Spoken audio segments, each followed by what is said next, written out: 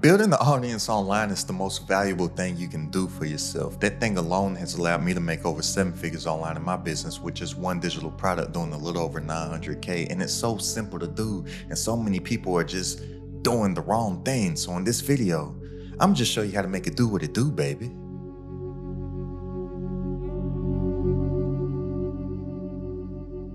Building the right audience online will change your life. Emphasis on the right audience. You don't want to just build any old audience out here. And it's only going to take me about 5 minutes to break down these 4 steps to build your profitable audience online. So if you don't have 5 minutes to spare, then you'll probably just end up like all those people just crying about algorithms and saying that stuff is easy for other people that have audiences by saying stuff like, oh, that's easy for you to say because you have an audience and I don't have any audience. And they don't realize that those people that they say stuff is easier for because they have an audience at one point did not have any audience like them, because everything has to start at 0. So if that's you, go ahead, click off this and good luck failing at building the audience. But look, the first thing that you have to understand out the gate is that you don't need a massive audience in order to make 6 to 7 figures online. You need to get the right audience. But my whole perspective changed on this once I read this article called 1,000 True Fans. Right, 1,000 True Fans by a guy by the name of Kevin Kelly. Right, so Kevin Kelly, he wrote this article and it changed my whole perspective on everything, because he was like, if you can just build an audience of 1,000 people and you can get those 1,000 people to pay you $100 per year, that equals your 6-figure business, right? That equals a $100,000 business. So I was like, man, in today's day and age, this is very, very, very attainable to do. Then I was reading this other book called Oversubscribed, and in Oversubscribed, the author, he has this concept called famous to a few. And he was saying if you could get famous to a few, to somewhere between like 2,000 to 5,000 people, you'll be able to have a successful business. And when he said famous, he's not saying famous like how Beyonce would say famous, or how Taylor Swift is famous, right? He was saying if somebody would be pleased if they saw you in person, if you could become recognizable to around 2,000 to 5,000 people, to whereas if they met you in person, they will be pleased by that. So I took that concept and I was like, okay, well, if I can get my 1,000 true fans from these people that I become famous to, these few people that I become famous to, I'll be able to have a successful business. And then I got inspired by this guy that lives up in Vancouver, Canada. He started a YouTube channel from scratch. He had about 2,000 to 3,000 subscribers when I came across his channel. And from that channel, he had built a $30,000 per month business from that small YouTube channel, because he had a product that was $100 per month, and he had 300 people into that product. That is his $30,000 per month business. It is now a multiple $100,000 per month business. But this stuff, it really changed my whole perspective on everything, because I'm like, I don't need to have the biggest audience. I need to have the right audience. So out the gate, I need you to get all of this. Oh, I need to have hundreds of thousands or millions of followers or subscribers in order to be rich online like everybody that I see out here. No, a lot of those people, they're only good at getting attention. They're not actually good at building an actual business and converting that attention into actual dollars. Okay, so now that you are on the right mindset and understand that you need to get the right audience, not all of the audience, this is what you need to do. The first step in all of this to build your profitable online audience is that you need to find one platform. One platform. Let me repeat this. One platform. And this one platform needs to have good distribution, where the algorithm is designed for discovery, and do not focus on anything but that one platform. The best platform that I highly, highly, highly suggest for you is this platform that you are on right now, YouTube. Why? Because it has good distribution of content and the algorithm is designed for discovery. Why? Because YouTube is not social media. I don't care what anybody says out there, even if it is technically considered social media. YouTube is more of a search platform than a social media platform. Even just think of how you consume YouTube, right? When you're on a social media channel like Instagram or TikTok, for example, you're just mindlessly scrolling. Whereas on YouTube, you are actively making a decision to click and watch something, or you're typing something in the search bar to search for something. So YouTube has high discoverability because YouTube is a search engine. It's the second biggest search engine on the planet. Why? Because the number one biggest search engine on the planet, which is Google, owns YouTube. Right, but regardless of the platform that you choose, I would highly advise YouTube. I wish that I took my YouTube seriously years ago. But regardless, you want to focus on one platform. And the reason why you want to focus on one platform with good distribution, that is, the algorithm is designed for discoverability, is because of this. Look, you only have so much focus, I'll say, per day.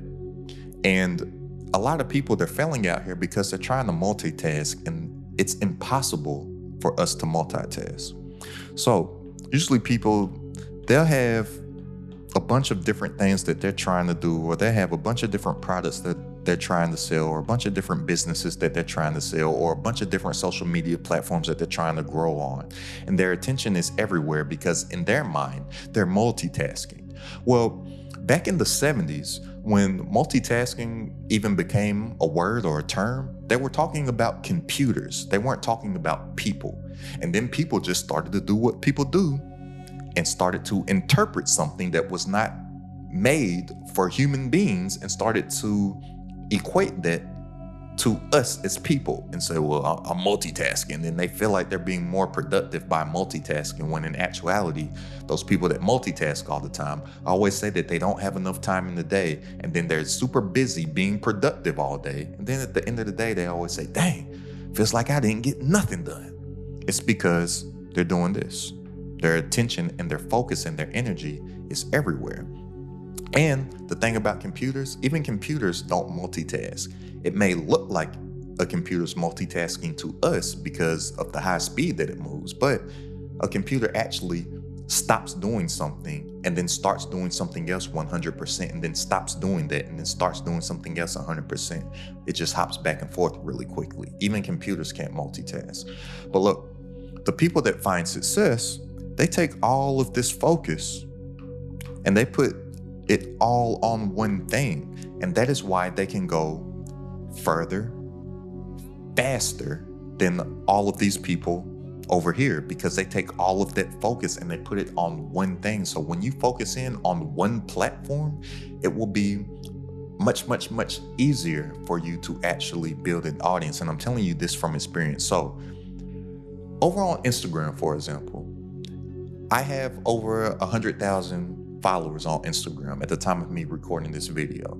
Last I checked, I haven't been on my Instagram in so long because I'm taking my focus off of Instagram. But last I checked, I still had over 100,000 followers. Guess why that happened? Because at the time, I was only focused on Instagram. Then I took my focus off of Instagram and I was like, man, I need to build a TikTok audience.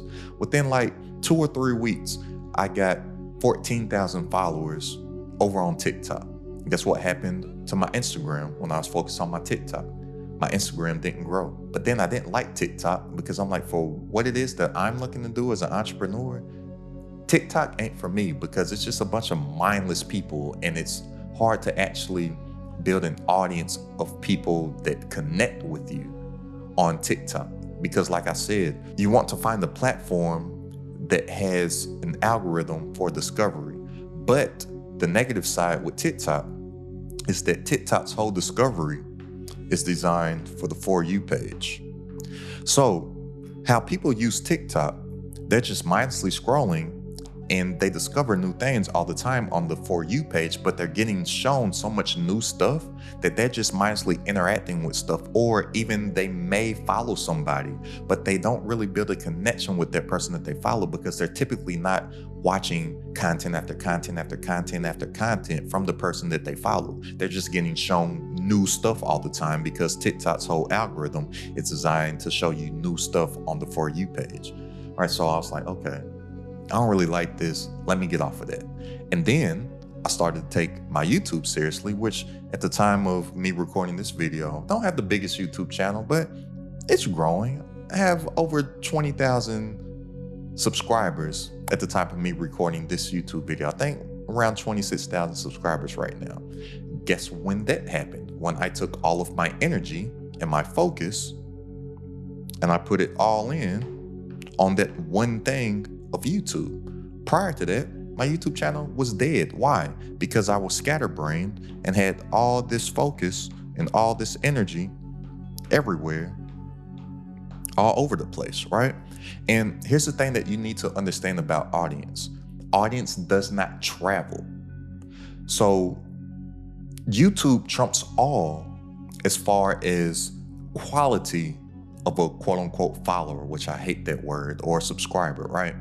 And when I decided to focus in on my YouTube versus my Instagram, and this is coming from somebody that has over 100,000 followers on Instagram, I said I would much rather have 10,000 YouTube subscribers than 100,000 Instagram followers. And I've just seen the power of a small YouTube channel. That's why I'm like, man, I wish I took my YouTube seriously earlier or years ago. But audience doesn't travel. So just think about this.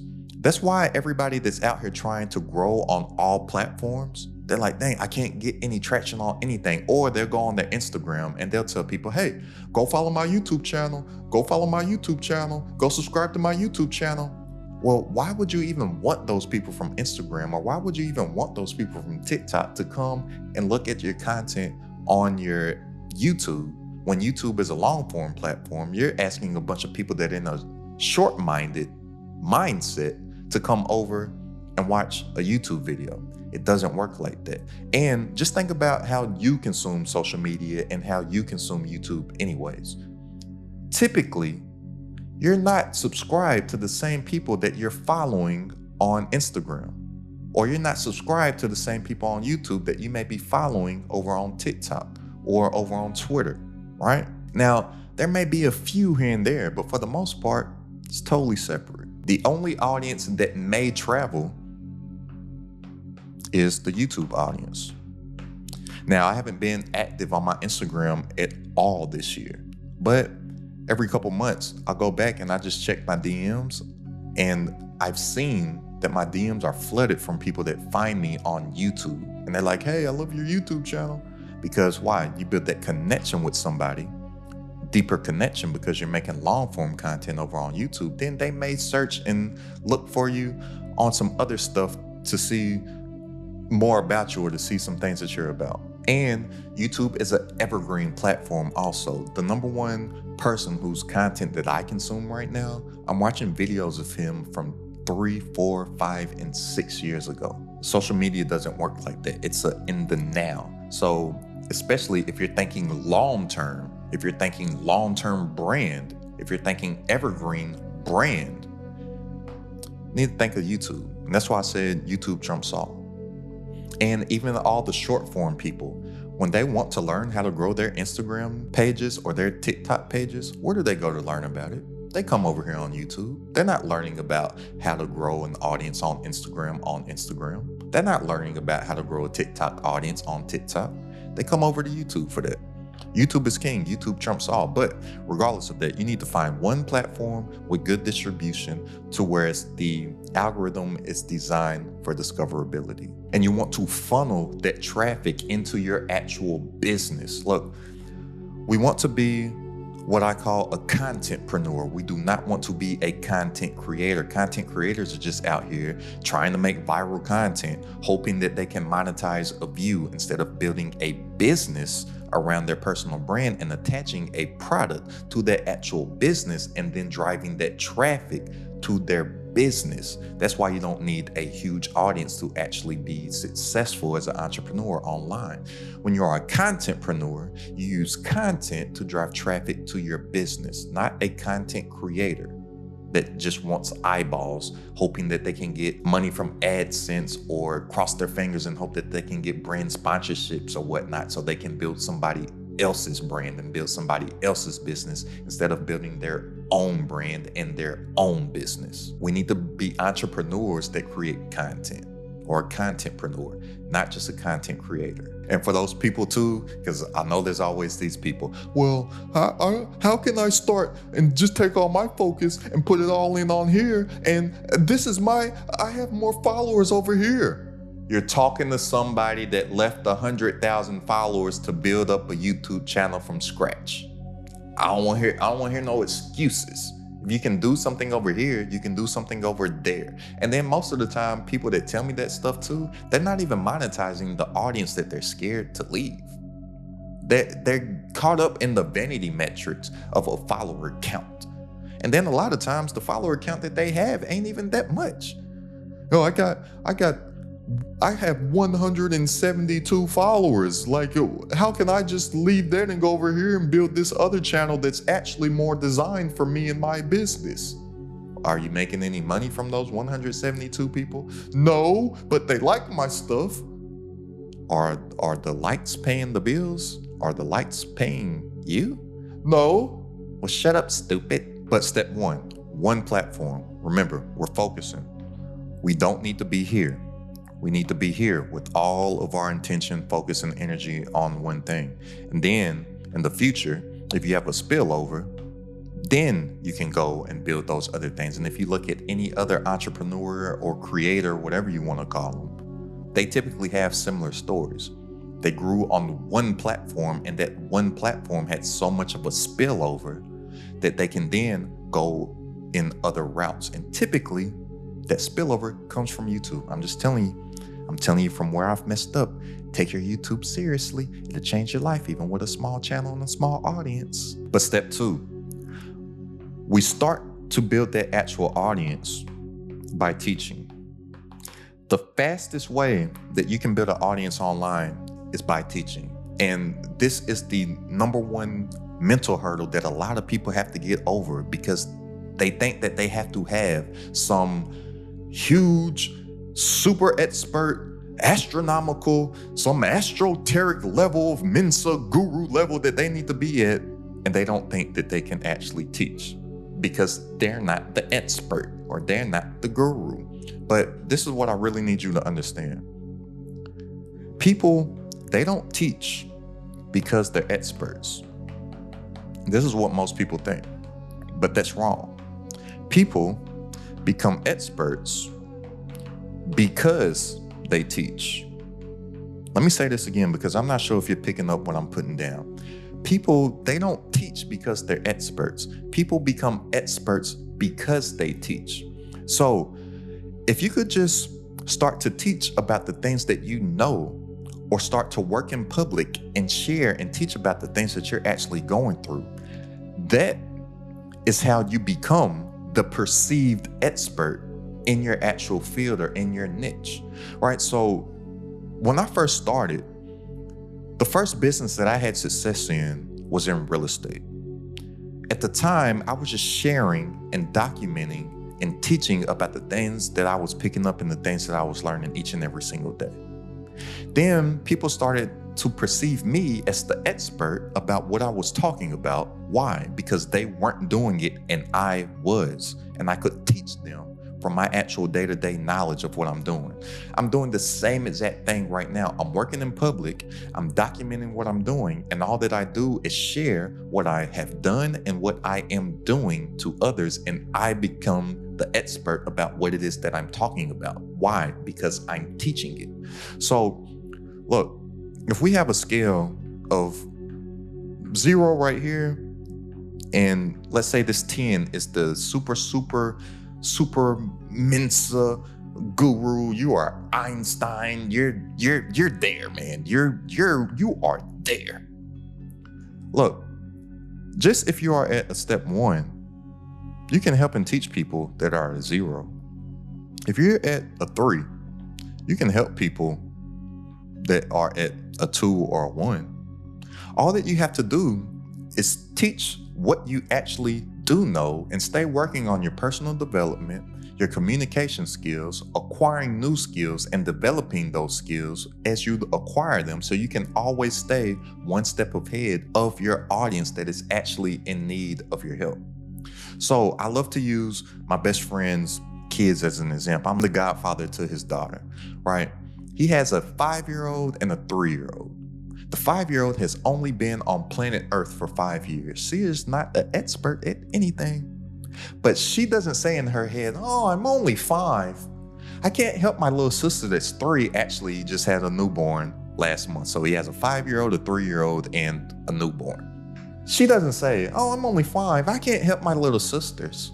She teaches her little sister. She teaches the 3-year-old stuff every single day. Guess what? The 3-year-old learns stuff from her every single day.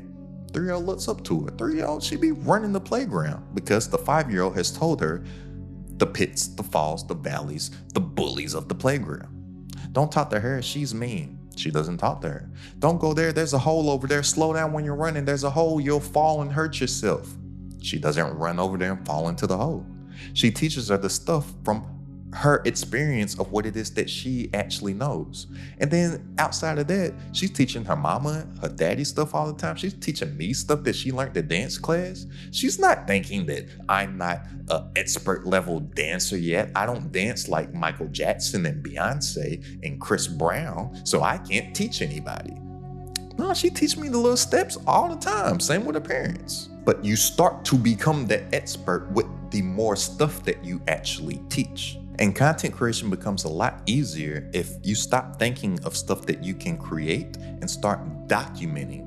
Your creation can be you documenting your process, working in public, and teaching along the way. So as you know, step 2, you need to start teaching. Step 3, you need to start telling stories, right? You need to start telling stories because stories sell. And here's the thing about this. If we just look and we study big business, right? It's something I love to do in my free time. I study successful entrepreneurs, successful businesses, because I'm like, okay, if I want to be a successful entrepreneur with a successful business, how about I just study some successful entrepreneurs that built successful businesses? So somebody that I study is Nike, the swoosh right here. Nike. Phil Knight with Nike. Nike sells stories. Just think about it. The person that really got Nike to take off was Michael Jordan. But Michael Jordan, he's not relatable. Like, he is an alien. Like, majority of people that will ever walk the planet will not be able to soar through the sky like Michael Jordan. But the way that they sold Michael Jordan, yes, he has these amazing athletic feats, but it wasn't just all the stuff of him flying through the air with his tongue out, right? The most memorable Nike commercial that I can remember as a kid growing up in the 90s, Michael Jordan wasn't even in his uniform, nothing. He was in his suit with a trench coat, and he was walking down the tunnel in the arena to the actual game. And it was him walking in slow motion. He was saying, I failed at this, I failed at that. I got cut from my high school basketball team. I had this many opportunities to hit the game-winning shot and missed, and that's why I succeed. Then at the end of that, the logo comes up, commercial's over. They would tell his story of how he got cut. They would tell his story of all of his failures so he would relate to everybody. Because then us looking at that commercial can be like, oh dang, Michael Jordan, he failed a whole bunch of times. He messed up a whole bunch of times. So I can do it. Right? The story connected with people. Same thing that Nike did with Serena Williams. They weren't just showing Serena just smacking that ball and howling every time she, every time that she was hitting the ball, right? They would always tell the story of Serena. They would show her as a kid working out with her pops and her sister in Compton. They would tell the story about how game bangers would be around the tennis court and Serena's pops would tell the game bangers to leave so they could practice tennis. Then they showed the come up to her with the beads on her hair. Then they showed the ascension of her to the greatest ever, business mogul, fashion icon, sex symbol of Serena Williams. They did the same exact thing with Tiger Woods. They didn't just show him hitting the ball and doing the fist pump. Yeah, right? With a red shirt and the hat. That would tell Tiger Woods' whole story. They showed him training with his pops. They showed his whole ascension. And then later in his career, when he was still with Nike, they started to show his son Charlie.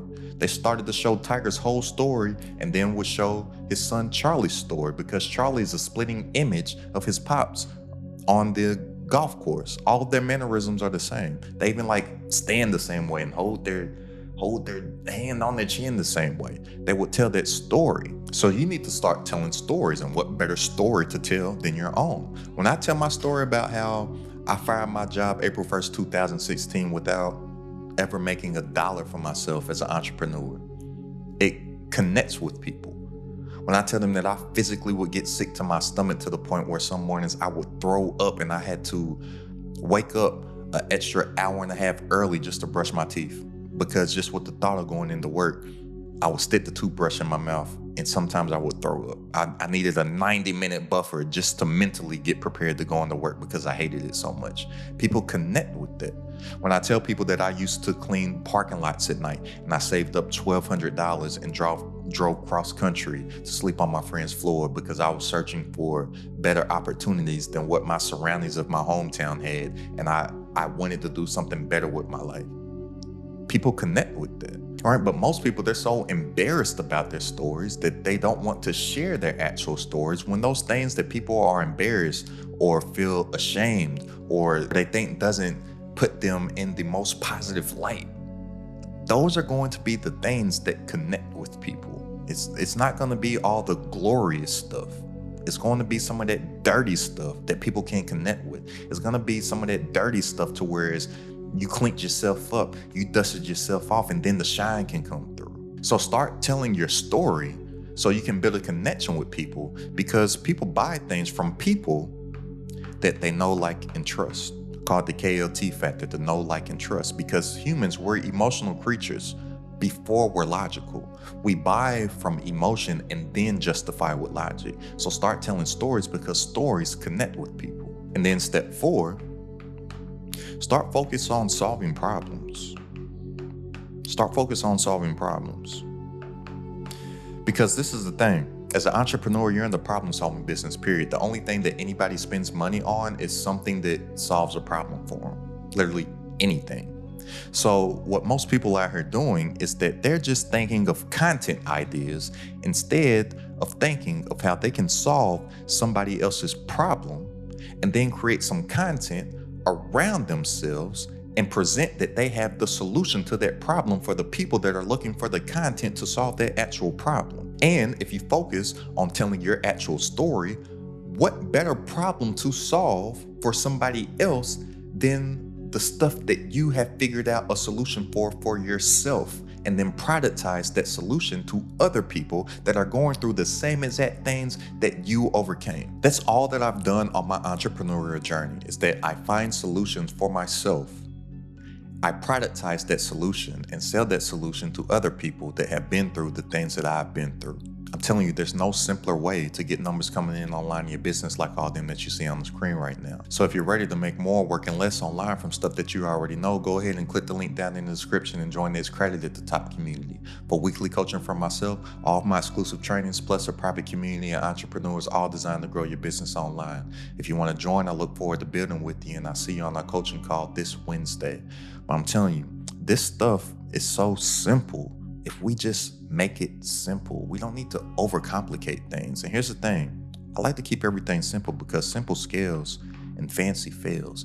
And we are living in the greatest age ever, because it has never been easier in the entire human existence to build 6-7-figure businesses and beyond for ourselves, because we have access to simply just build an audience for ourselves and actually focus on helping that audience. And that audience would gladly pay us for the help that we can provide to them. But we have to stay focused, and we have to become a producer more so than just a consumer.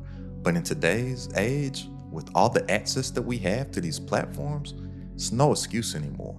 So go ahead and click the link down in the description if you want to tap into the community. And I'll see you on our coaching call this Wednesday. Go ahead and check out this video right here for the only types of content to make to build that audience online. It's credited at the top.